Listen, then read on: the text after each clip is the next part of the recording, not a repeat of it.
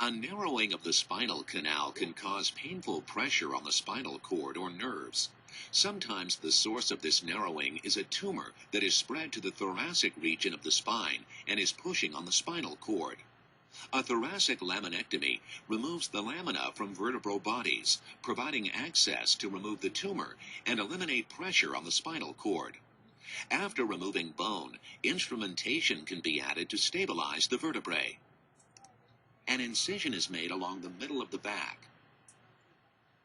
Once the spine is exposed, surgical instruments are used to remove the spinous processes.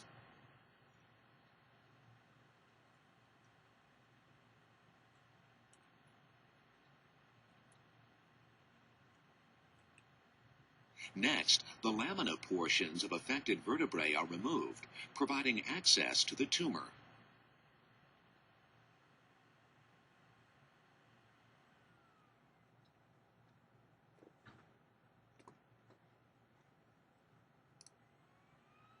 Surgical instruments are used to remove the tumor.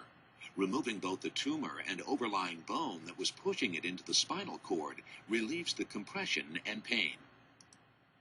Instrumentation is introduced to support the spine.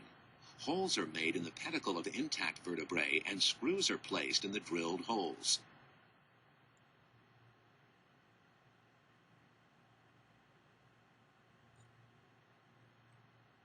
Next, rods are positioned between the screws and fastened in place. The rod and screw instrumentation provides stability to the spine.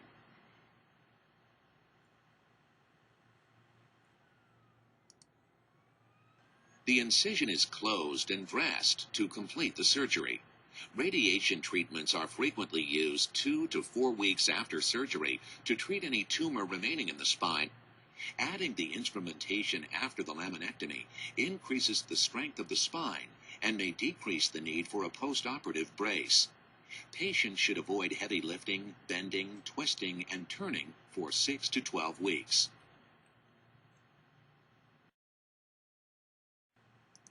Scoliosis is an abnormal curvature of the spine. Correcting scoliosis usually involves placing multiple screws or hooks along the length of the curve and using instrumentation to decrease the curvature. Bone grafts or bone graft substitutes may be added to fuse the vertebrae in a straighter, less curved spine configuration. A long incision is made in the middle of the back. Once the spine is exposed, surgical instruments are used to prepare for the instrumentation. Holes are made in the pedicle of multiple vertebrae on both sides of the spine.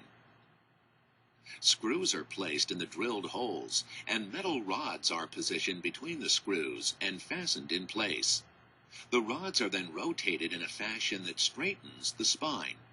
The rod and screw instrumentation prevents the vertebrae from moving while the bone graft fusion takes place.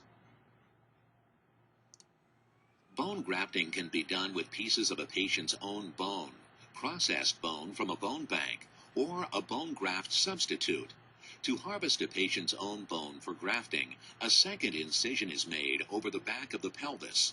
Bone is removed from the iliac crest and placed along the prepared sites on the spine where the top layer of bone was removed for the fusion. The bone grafts eventually grow in place, fusing the spine and providing stability. Surgical correction can reduce spinal curvature from scoliosis by over 50%. A brace is usually not necessary after surgery. If bone graft was removed from the pelvis, it is common to experience some pain from the site for a short period of time.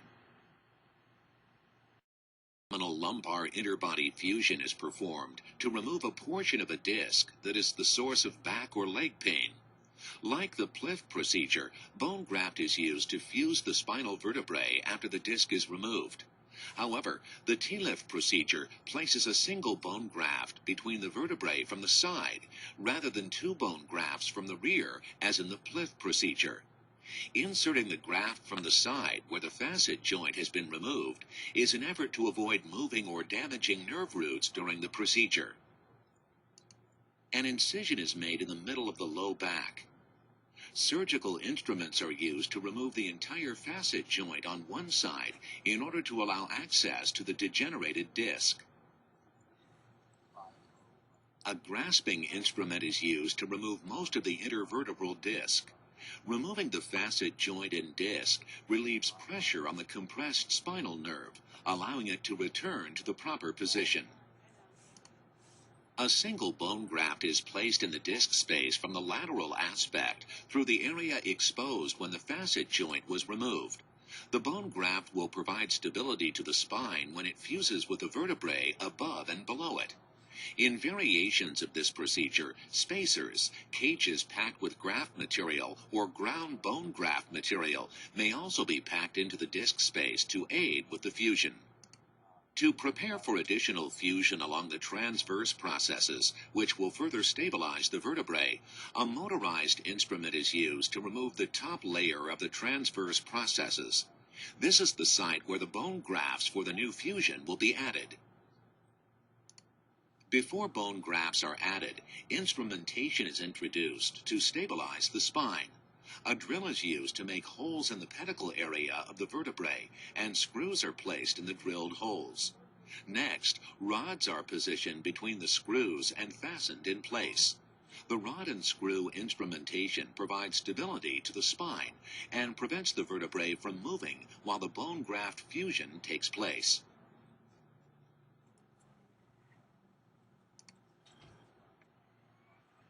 Bone grafting can be done with pieces of a patient's own bone, processed bone from a bone bank, or a bone graft substitute. To harvest a patient's own bone for grafting, a second incision is made over the back of the pelvis. Bone is removed from the iliac crest and placed along the prepared site where the top layer of bone was removed. This bone eventually grows in place, fusing the spine and providing additional stability. The incisions are closed and dressed to complete the procedure. Adding the instrumentation with bone graft fusion increases the strength of the spine directly after surgery and may decrease the need for a post-operative brace. Patients often remain in the hospital for 2 to 4 days following the procedure and should avoid heavy lifting, bending, twisting, and turning for 6 to 12 weeks.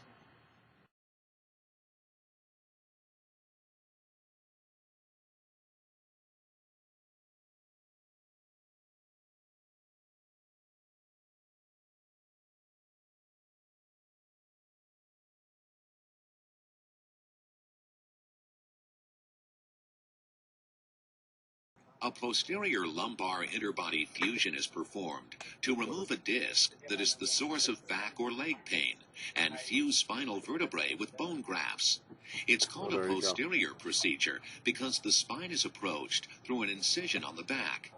Instrumentation is used to provide space for placing the grafts and to help stabilize the spine. An incision is made in the middle of the low back. The muscles are moved aside and the lamina portion of the vertebrae are exposed.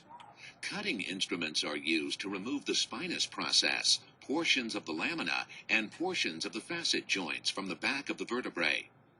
Removing bone here allows the surgeon to see the disc and compressed spinal nerves.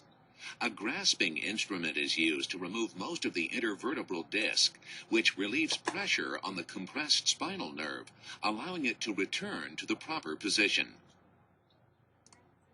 Next, the vertebrae are prepared for instrumentation. A sharp awl is used to make holes in the pedicles for inserting pedicle screws. Screws are placed through a metal plate and then into the pedicle holes, ending with the screw tips in the middle of the vertebral bodies. Screws and plates are placed on both sides of the spine. 2 more pedicle screws are then placed through the metal plate and screwed into the lower vertebral body pedicles. To prepare for bone graft insertion, the disc space is spread apart by moving the vertebral bodies or applying pressure on the pedicle screws. The screws are tightened to hold the disc space in this open position. 2 bone grafts are then placed between the vertebral bodies. The bone grafts allow for eventual fusion as bone grows beneath the vertebral bodies. In variations of this procedure, spacers, cages packed with graft material or ground bone graft material, may also be packed into the disc space to aid with the fusion. To provide stability to the spine while the fusion occurs, the lower screws are loosened and the vertebral bodies are squeezed together. The screws are tightened in the compressed position, which allows for a tight fit of the grafts in between the vertebral bodies. Small screws called blockers are placed on the pedicle screws to lock the screws to the metal plate. The incision is closed and dressed to complete the surgery. Patients will typically be hospitalized for 2 to 4 days and should avoid strenuous activity for 6 to 12 weeks.